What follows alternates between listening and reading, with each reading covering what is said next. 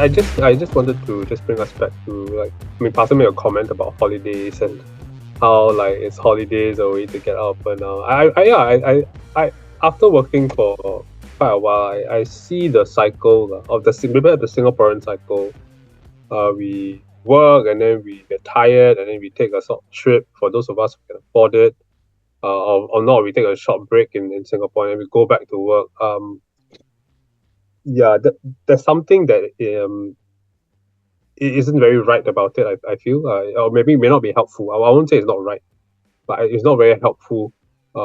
Because it's like numbing my pain by being in another environment and then going back to it, right? Instead of trying to integrate and see uh how things could work lah. I'm just thinking how to integrate, because my yeah, sorry Vincent, but my goal is to build a more sustainable social service sector, something that we can help each other, keep each other sane and alive and thriving in the sector. But it's difficult. It's so difficult. Yeah. I have a friend she's a very senior in social work. Yeah. Mm. And she did face burnout. Yeah. And that time she was still like, become a director, all these things. And after that, she decided, okay, it's time to go off lah. And she quit. And now she's doing on her own. Yeah. And she find that she has so much time.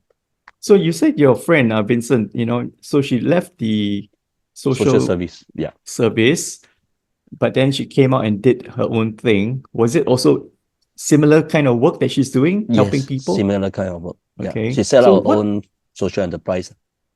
Okay. So what is the difference working in let's say a social service center, compared to what she's doing on her own? What was different? What was in the social service center that was not present in that social enterprise? I think it's the freedom. Yeah. The freedom to make decisions. Yeah. The freedom to arrange her time. Yeah. And that's why when we meet up, and then we just talk about it, and she will share, of course, her own experience, very long service. Yeah. Receive some award as well. Yeah. And then she share her experience. Yeah. And she enjoying life at her work now. Yeah. So I think that's important to identify also what's missing, right? So Yes. coming out of that environment was necessary because of something in that environment. Okay. And that is what is causing her to experience, leading to that burnout that she had. And so when she starts her own business or social enterprise, it's important for her to keep that in mind, right? Because now she has people working under her. And if she creates that same environment, then she's causing someone else to experience burnout, right? So that's why I think it's important to identify, right, what are the factors, and do our best not to allow those things to happen, like agency, like workload, and things like that. And that becomes more sustainable. So I think sustainable social service is not very difficult. Okay, I think we just need to bear in mind some of these things and not be driven. In commercial companies, the bottom line is the bottom line. You know what I mean? The profits, right? All right, because it benefits everybody, especially the shareholders. So they are driven by that. But I think just by remembering that the purpose of the company is not the profits. The purpose of the company is the product or the service that you're providing. The profits is the reward. Okay, so when you do well in providing the product or the service, the profits come as a reward. But the purpose of the company was not for the profits, that kind of thing. So the mindset shift, I think, is a key. Same thing with the social service. I think social service, we have the impression that because it's not a for-profit organization, therefore we are spared these kinds of drivenness. No, I think equally we are equally driven, and that's why even the rate of burnout among those in the caring industry can be as high, maybe not higher than those in the commercial industries, right? So what are we doing wrong? I think that's the important question that we must ask ourselves. All right, let's talk about work-life balance. What is work-life balance, and do you think you have it? For me, work-life balance to be is, have the flexibility. Yeah, the working hours, and the Okay. working arrangement, the work arrangement. Yeah, Mm. like some people that they can work from home. Well, now And counseling, you can do it by Zoom, right? So yeah.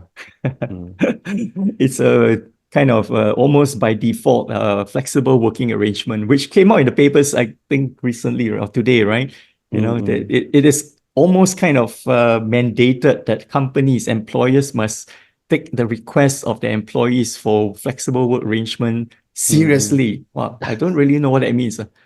Okay. I've considered it seriously, and the answer is no. Yeah, I mean, as Parson shared that term, I got reminded of DBS's CEO, right? I think his name is Yeah. Mr. Gupta, Piyush Gupta. Piyush Gupta, who shared his views of how work-life balance is baloney. I think he used that word, and he spoke a bit at length about how your friends is there. You spend most of your time in work. Um, yeah, I think. Well, at one time, I think we used the word leisure, right? Mm, Leisure time. Um, I don't know what's your understanding of leisure, but one of the definitions of leisure is basically doing something different. Okay. Let's say you work 5 days a week and you have the weekends. So weekends is leisure time. And so leisure time should be a time where you're doing something different than what you have been doing for 5 days. Now, if your work for during the 5 days is of high intensity, that means you're going very fast, mm, then your leisure should be the opposite. It should be of a lower intensity, right? Maybe going for walks or trekking and things like that. Um, if your work for the 5 days is of lower intensity, then it should be the different. If your work in the 5 days is mostly indoors, then the leisure preferably should be outdoors. So it is the difference, it's the change of environment, of pace that actually makes leisure effective, and that's what our body needs. That's what our mind and our brain actually needs, and that's how we were created. 5 days you shall work, and 6 days you shall work, and one day you shall do no work. All right. So it's that stark contrast that actually causes us to feel rested. And so that's why, yeah, whether it's 4 days, 5 days, or even 6 days, I think it doesn't really matter if you understand what leisure is and you apply it correctly. You will feel the difference. You will feel that you are actually rested and refreshed and ready to go again. Everything is a cycle. Life is a cycle. You have yearly cycles, you have monthly cycles. I'm not talking about menstruation. Right? And yeah, you have daily cycles, right? You work 8 hours or even 10, doesn't matter. Then you have the rest of the day where you're supposed to be doing something different, right? You may be having a meal with somebody, sipping wine, watching a movie, all right? And doing something that is different from what your work nature is like. Okay. So there are people whose jobs are quite not very high intensive, but when it comes to their leisure, they do things that are really, really intensive. Okay. Could be playing rugby, for example, and skydiving, all right? Really adrenaline rush. So it's the contrast that creates the effect for us. And I think that might work for most people. I will classify leisure as like doing something you enjoy. Yeah. Yeah, Whether definitely it with should be something you enjoy. I'm to not sure be about whether to be skydiving. yourself or with your loved one. Yeah. I mean, as long as if you enjoy But doing something, alone, yeah, or you yeah, but enjoy what doing I'm something. bringing across is that just doing something you enjoy is not enough, right? Because that's what we've been doing. So what I'm highlighting here is one more element, and that is the pace. The pace should be a contrast to the pace mm, of your work, and then that difference in that pace is what causes that restedness, a feeling of restedness, or that feeling of being refreshed. I guess we can use the example of HIIT, high intensity interval training, right? Where you are intensive for 30 seconds or 1 minute, and then you rest for another 1 to 3 minutes, right? And then high intensity again.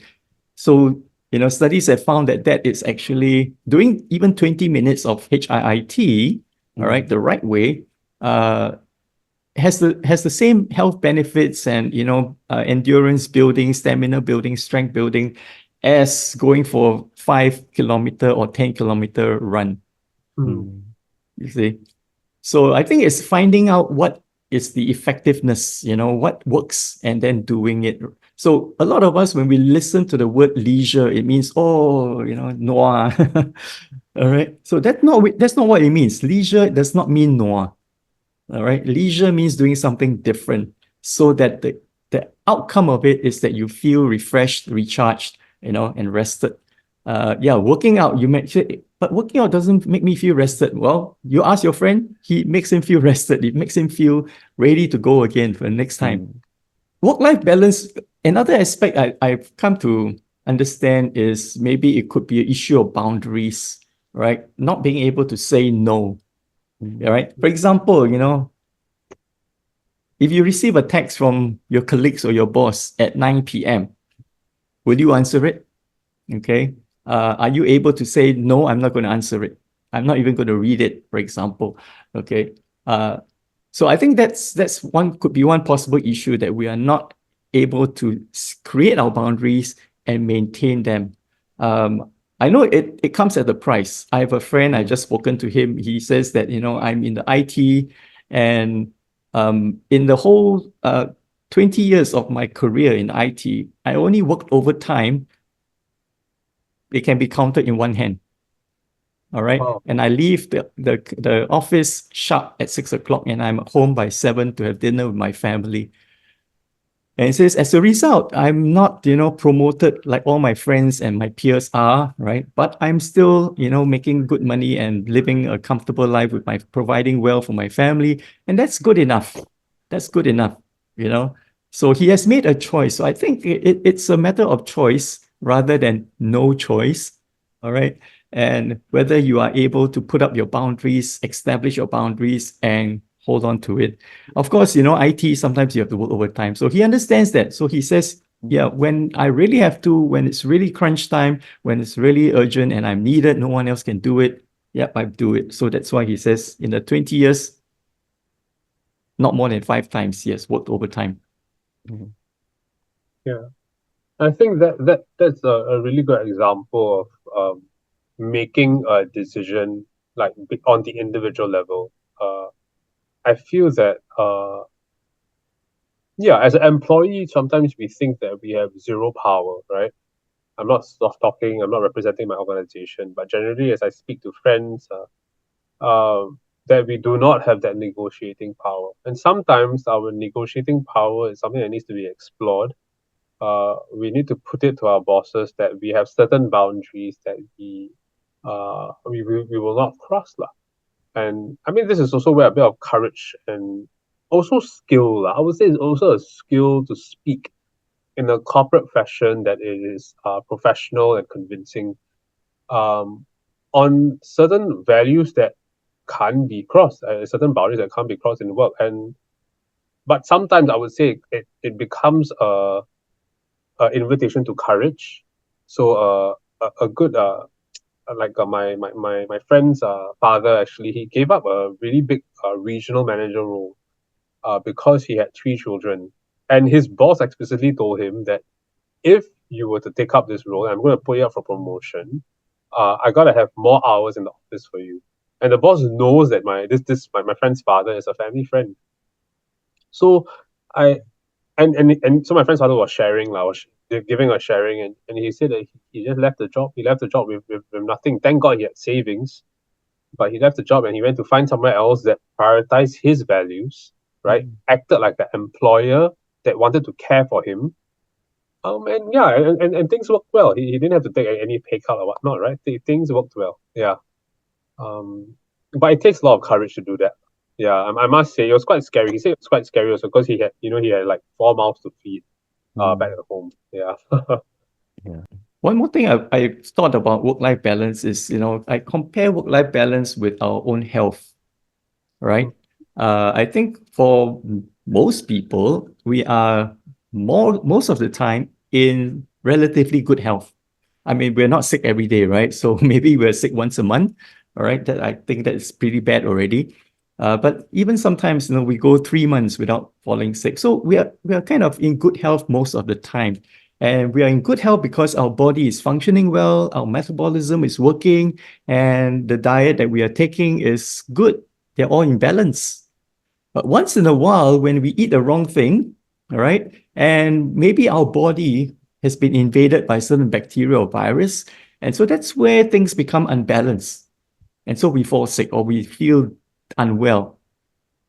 So I think that's similar to work-life balance, or work-life balance is similar to that, right? Most of the time we do have balance, but there are some times when we are overworked. Some work has peak periods, right? And some has lull periods. And then we become stressed or we ignore our physical or mental health, right? And what happens is, we fail to take steps to restore balance. But once we realize, okay, I'm feeling a bit unbalanced, then we take steps to restore the balance, whether it's self-care, whether it's what we take breaks, getting enough sleep, engaging in physical activity, connecting with family and friends, or even going on vacations. Okay. And I think what the other thing is work-life balance, right? So we all know what work is, but I'm not sure what life is. What is life to you? Okay. So when you say I need work-life balance, okay, I know your work. What is life? Do you have a life? All right. So I think we talked about leisure, we talked about hobbies, we talked about things that we do outside of work. We have to plan that. We have to decide what is my life.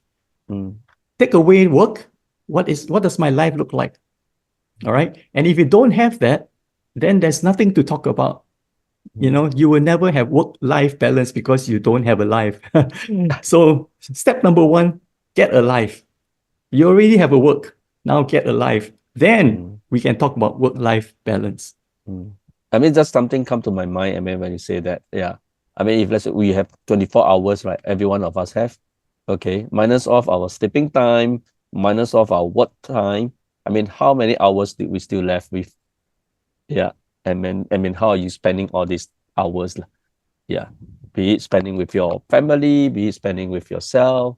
Yeah. I mean, that's where I think, okay, part of it, I'm a believer of self-care. I think self-care is very important. Yeah.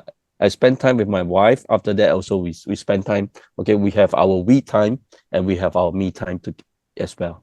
Yeah. So there is a balance for, yeah. Today we have something called, besides career, right? Now there's something called /career. Have you heard of it? /career. Right? Yeah, /career. Let's say your full-time job is you're an accountant. Okay? So when you introduce yourself or you write in your Facebook profile or LinkedIn profile, accountant. So everybody knows that.